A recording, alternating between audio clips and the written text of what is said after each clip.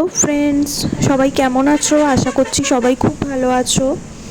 তো গঙ্গাসাগর ঘুরে এসে তার পরের দিন আমরা গিয়েছিলাম বকখালি। কাকদ্বীপ থেকে বকখালি ডাইরেক্ট বাস চলে, বাসে ওই 1 ঘন্টা মতো লাগে।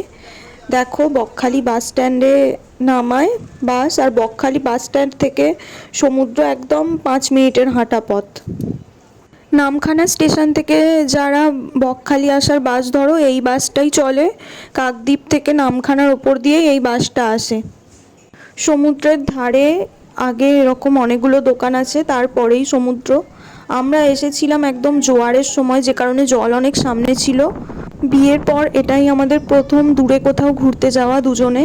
বিয়ের পর কেন, যখন থেকেই আমাদের রিলেশান, আমাদের প্রায় 5 বছরের রিলেশানের পরে আমরা বিয়ে করি। তো এই প্রথম আমরা দুজনে কোথাও ঘুরতে এসেছি।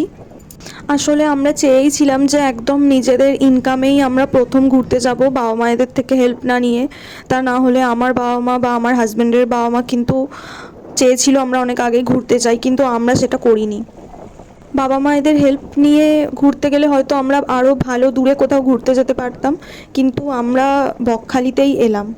এর আরও একটা অন্য কারণ হচ্ছে, বিয়ের পর থেকে আমরা সব রিলেটিভসদের বাড়ি ঘুরে এলেও আমার হাজব্যান্ডের কাকদ্বীপে যে মাসির বাড়ি আছে, মানে আমার মাসি শাশুড়ির বাড়ি, ওনাদের বাড়ি আসা হয়নি একবারও।